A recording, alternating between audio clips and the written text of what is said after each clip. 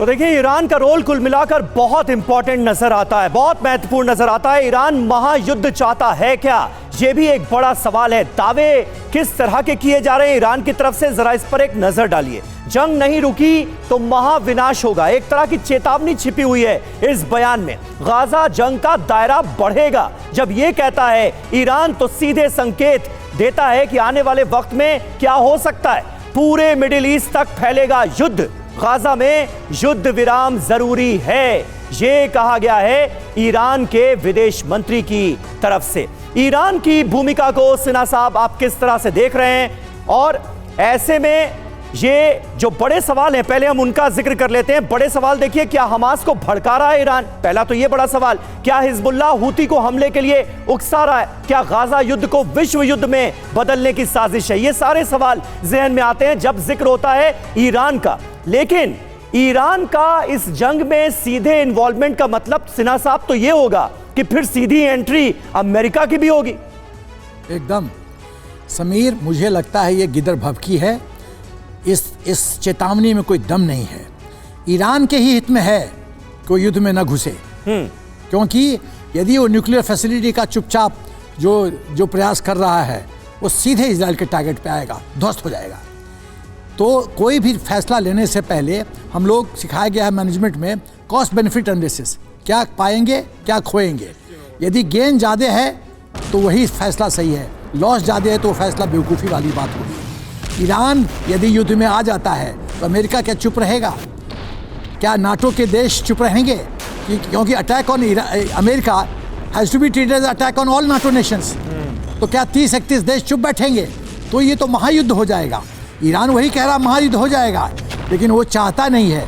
वो चाहता है, उसका मकसद है मॉरल सपोर्ट देना हमास को, उसका मकसद है मुस्लिम वर्ल्ड का, वो शिया कंट्री है, वो चाहता है शिया सुन्नी के दोनों, हर एक मुस्लिम देश का वो लीडर बन जाए, मुखिया बन जाए, चौधरी बन जाए। ये उसका एम है और इजराइल पे दबाव डालते रहे। बिल्कुल, तो ये रणनीति साफ तौर पर हुसैन अमीर की तरफ से जो बयान दिया गया इजराइल पर दबाव बनाने की है, लेकिन कहीं से भी अभी ईरान का कद ऐसा नहीं लगता कि वो इजराइल या फिर अमेरिका जैसी शक्तियों का मुकाबला कर पाए। एक और बड़ी खबर, इजराइल को हूती विद्रोहियों की बड़ी धमकी, लाल सागर में यमन का शक्ति प्रदर्शन। तो हूती, हिजबुल्लाह और हमास, ये तीन बड़ी चुनौतियां फिलहाल इजराइल के लिए। और इस बीच गाजा जंग पर व्हाइट हाउस का बयान सामने आया है। क्या कहा गया है देखिए। सुरक्षा परिषद के प्रवक्ता हैं जॉन किर्बी, उन्होंने कहा है कि गाजा जंग कभी खत्म नहीं होगी। तो सवाल ये उठता है कि क्या ऐसे में जो गाजा युद्ध है वो जारी रहेगा? जॉन किर्बी का जो दावा है उसके मायने समझने की कोशिश करते हैं। बिग वॉल पर गाजा युद्ध जारी रहेगा, जॉन किर्बी का यह दावा। युद्ध विराम के बाद भी जंग जारी रहेगी, जो अभी 4 से 5 दिन सीज फायर की बात कही जा रही है। गाजा में जंग कभी खत्म होने वाली नहीं है। जॉन किर्बी साथ ही यह भी दावा कर रहे हैं कि हमास बहुत बड़ा खतरा इस वक्त बना हुआ है। जी हां, जंग में इजराइल का साथ देगा अमेरिका, ये हालांकि क्लियर किया गया है, लेकिन जो बातें वो कह रहे हैं वो तो बड़ी महत्वपूर्ण है। और पहली बार इस तरह का बयान अमेरिका की तरफ से दिया गया है। इजराइल को अमेरिका हथियार देता रहेगा, ये जॉन किर्बी साफ तौर पर क्लियर करते हुए नजर आ रहे हैं। तो लेकर आईडीएफ की तरफ से बड़ा दावा किया गया है और बताया यह गया है कि यहां पर अब आईडीएफ के जवान काबिज हो चुके हैं। और आईडीएफ का बदला, हमास हेडक्वार्टर पर कब्जा क्या यहां से बरामद हुआ और क्या दावा किया जा रहा है? हमास की उत्तरी गाजा ब्रिगेड का यह मुख्यालय है जहां पर कब्जा किया गया। हेडक्वार्टर में हमास के टॉप लीडर थे, यहां से स्ट्रेटेजी को डिसाइड किया जा रहा था आईडीएफ के खिलाफ।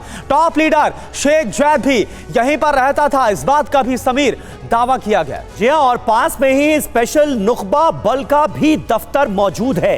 यहीं पर 7 अक्टूबर को हमले की प्लानिंग हुई थी, ये आईडीएफ दावा कर रहा है। वहीं हेडक्वार्टर से मिला क्या है ये आप जानिए। 50 मीटर गहरी और 7 मीटर चौड़ी सुरंग मिली है यहां से, जैसा कि हमास के हर सेंटर से मिलता है।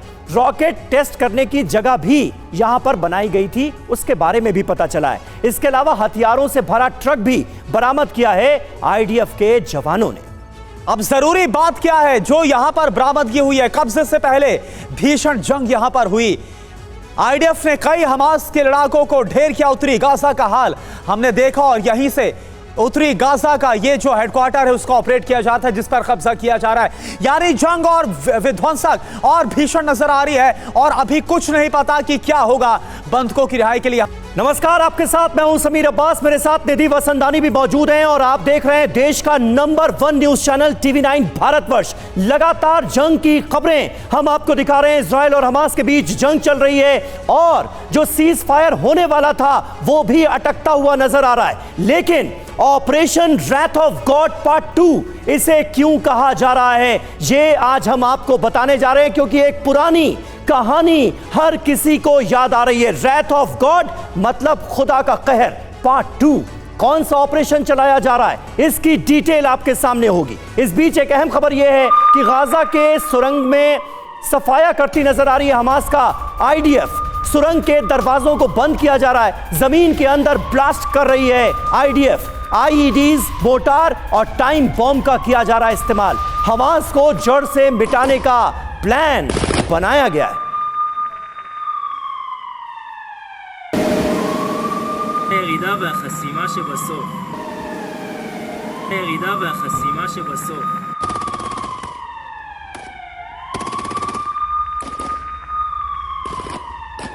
देखिए ऑपरेशन टनल की ये तस्वीरें हम आपको दिखा रहे हैं और इस वक्त बहुत बड़ा चैलेंज, बहुत बड़ी चुनौती IDF के सामने है। हमास की टनल्स, हमास की सुरंगों तक पहुंचना और इन सुरंगों को बर्बाद करना, हमास के लड़ाकों का खात्मा करना। तो ऑपरेशन टनल जो है वो दरवाजों तक पहुंच चुका है और IDF इस वक्त भीषण अटैक करने वाली है। इन 8 तस्वीरों के जरिए आपको समझाने की कोशिश करते हैं। आपको दिखा रहे हैं 8 तस्वीरें एक साथ। आखिर IDF के एक एक कदम से कैसे सुरंग का सफाया हो रहा है, ये देखिए 8 तस्वीरें। सबसे पहले IDF के जवान सुरंग के दरवाजों तक पहुंच रहे हैं। उसके बाद अंधाधुंध फायरिंग की जा रही है ताकि सामने कोई भी टारगेट हो तो तबाह हो जाए। उसके बाद दरवाजों के अंदर IEDs, मोटार और बम प्लांट किए जा रहे हैं। उसके बाद दरवाजों में मिट्टी भरी जाती है, फिर रिमोट कमांड से जमीन के अंदर ब्लास्ट किया जा रहा है और धमाके में पूरा इलाका तबाह कर दिया जा रहा है। सब कुछ तहस नहस कर दिया जा रहा है। ये 8 तस्वीरें बताने के लिए काफी हैं कि किस तरह से अब जो टारगेट पर है IDF के वो सुरंगें हैं और इसे खत्म करना ही एकमात्र फोकस है।